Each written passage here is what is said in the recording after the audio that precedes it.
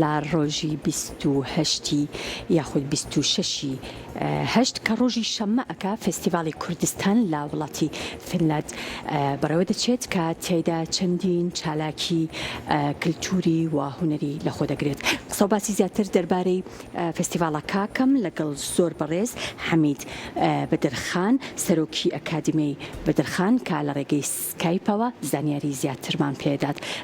کاک حەمید سڵاوت لێبێ و ئەم کاتت باش. سلااوڕێز ئەو کاتێ ئێوەش باش. سلااو لە تۆ. پێما بێ ڕۆژی شەممە فستیڤالەکە دەست پێ دەکات چالاکیەکان چین و تەوەرەکانی ئەم فستیڤالە چین و ئەمە چەندەمین فستیڤالە؟ بەڵێ سوپاس بۆ ئەو دەرفەتە کە دەتوانین قسە بکەین لەسەر بابەتی کەلتوری بە تایبەتی 26 مانگ ڕۆژی شەممە کە دەکاتە 26 ئۆگست 16مین فستیڤالی بەدرخان لە وڵاتی فینلەندا بە ناونیشانی کورد دۆستەکانی لەبیر ناکات ئەنجام دەدرێت. دیارە 15 فستیڤالەکانی پێشووتر لە وڵاتە جیاجیەکان ئەنجام درراوە و پاش ئەوەی کە 2 ساڵ نەماتوانی بەوە کاری کۆڤید-19 یان پەتای کۆڕۆنا ئێمە بەڕاستی توانیمان لە 24 پێنجی ساڵی 2022 کاتێک من کۆڕێکم لە شاری تۆرکۆ لە فینلەندا هەبوو میوانان داوایان کرد کە چۆن بتوانین 16مین فستیڤالی بەدرخان لە هێلسینکی پایتەختی وڵاتی فینلەندا ئەنجام بدەین. ئەوە بوو دوای ئەوە لەگەڵ بە تایبەتی برای بەڕێزمان وڵات نەهەری و لەگەڵ کۆمیتەیەکی باڵا لە دکتۆر مەجید و سەید خدر و عەبدوڵڵا حاجی و کاک جەبار و هیوا شوانی و میدیا قامیشلووی و نیزار خان و لەگەڵ کریستینا یەک لەو ژنە نووسەرە فینلەندیانەیە کە زۆر داکۆچی لە مەسەلەی کورد کردووە. بەرنامە ڕێژێکمان کرد کە چۆن بتوانین ئێمە ئەم ساڵ 16مین فستیڤال لە وڵاتی فینلەندا ئەنجام بدەین. بەڵێ کورد دۆستەکانی خۆی لەبیر ناکات ئەمان ناونیشانی 16مین فستیڤالی کوردستانە. بۆچی ئەم ناونیشانەتان هەڵبژاردووە؟ بەڕاستی لە سەدەی 21 پاشەوەی کە پێشان دەیانگوت کورد چیاکان دۆستی کوردەکانن، بەڵام پاش هەموو ئەو گۆڕانکاریانەی بەسەر کۆمەلگای مرۆڤایەتی داهات کوردیش پێگەیەکی بەهێز لە ڕووی کەلتور مێژوو ئەدەب هونەر و بوارەکانی دیکە هەیە. لەو ڕێگایشەوە بە تایبەتی لەو دەی دوایی کە کورتوانیەتی لە ڕێگای مێژوو لە ڕێگای کۆمەڵک زانیاری جۆرا و جۆر کە بەشدارن و لە هەمان کاتیشدا خاڵی هاوبەش لە نێو کۆمەلگاکاندا زۆرن.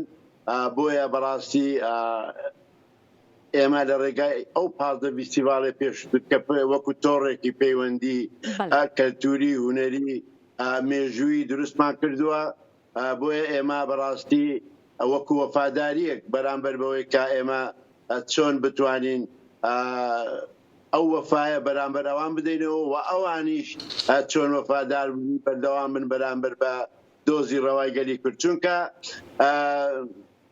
کاتێک لە ئورمیە لە شیەکان کاتێک کریستیانەکان یەکەمین ڕۆژ گۆڤاری گروگاڵی منداڵانیان بۆ منداڵانی کورد لە ئورمیە دەرکرد، کاتێک لە 1990 کریستیانەکان بە تایبەتی جۆرجی زێدان یەکەمی ڕۆژنامەی کوردستانی لە دارولهیلال لە قایلە چاپ کرد، کاتێک لە فاتیکان بارزۆنی لە 1970 یەکەمین کتێبی کوردی بە ناوی وشەنامە و فەرهەنگی ئیتاڵی کوردی بۆ کورد دەرکرد.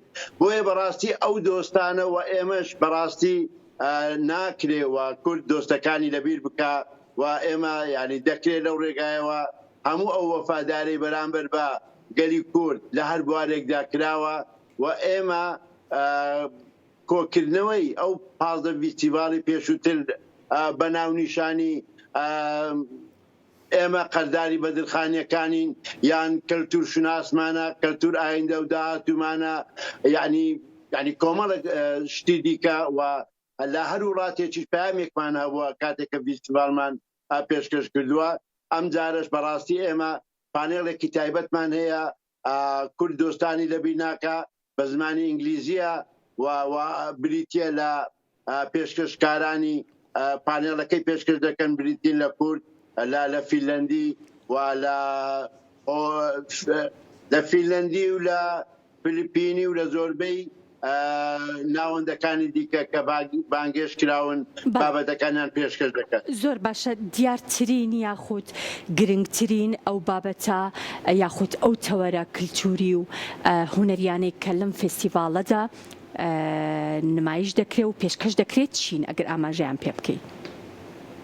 بەڕاستی ئێمە لە کاتی چەندین جار سەردانی هێلسینکیمان کردووە. ئێمە بە تایبەتی سرودی تعریب یا بارکەن بڕۆن کە ئەو هۆندراوەیە لە نووسینی مامۆستای پایەبەر زمان عەبدوڵڵا پەشێوە و پاشەوەی پەیوەندیمان کرد کە مستۆدادار دەخوازێ ئەمە بکاتە سرودێک و ببێتە بەرهەمی ئەکادیمیای بەدرخان بۆ 16مین فیستیڤال.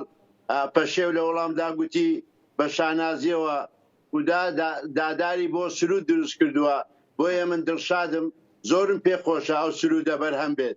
پاشەوەی ئەمە لە پەیوەندیمان بە مامۆستا عەبدوڵڵا جەمال سەگرمە کرد، تێکستەکەمان بۆ نارد و ئەمە زۆر سوپاسی دەکەن بە ناوی لیژنەی ئامادەکاری فیستیڤال و بە ناوی ئەکادیمیای بەدرخان کە مامۆستا عەبدوڵڵا جەمال سەگرمە 12 ڕۆژ لە کاتی خۆی بۆ ئەو دانانی ئەو نۆتەی ئەو سرودە تەرخان کرد و بە خۆبەخشیش بۆی کردین و ئێمە سوپاسی دەکەین. ئەمە ئامادە کراوە یەک لەو بابەتانەیە کە زۆر پێمان خۆشە. دوو کتێبێکمان نووسیوە کە بەدەستمان گەیشتووە بە نێوی مستۆدادار دەنجە شێخ سوناوی، ئەمیش دەوێت پێشکەش دەکەین کە زۆر دڵشاد و دڵخۆشیشن دوێنێ لەلایەن لێکۆڵەر و مێژوونوس سۆران حەمەڕەش گەیشتۆتە سالی هێلسینکی بابەتێک لەسەر مێژووی بزر کوردی بڵاو دەکاتەوە کە پێشکەش دەکات لە پانێڵێکدا.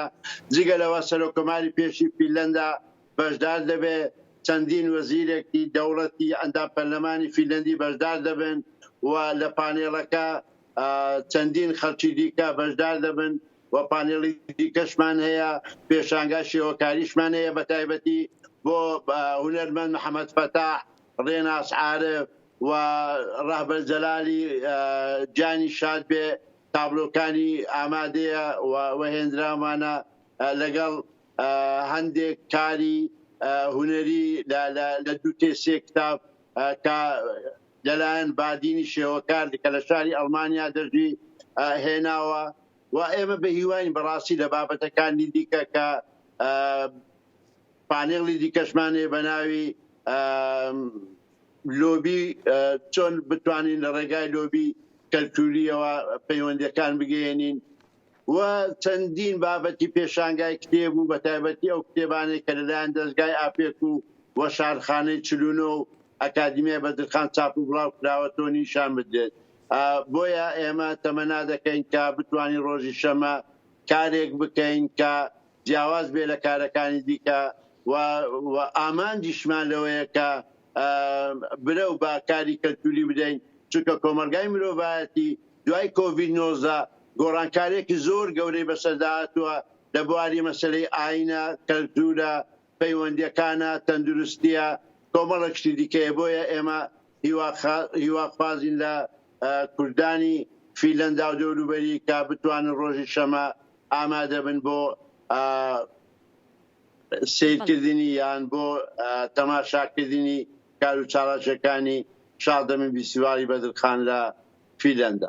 بەڵێ، زۆر بەڕێز حەمید بەدرخان، سەرۆکی ئەکادیمیای بەدرخان، جارێکی تر سوپاس دەکەم کە لە ڕێگەی سکایپەوە لەگەڵ من بووی.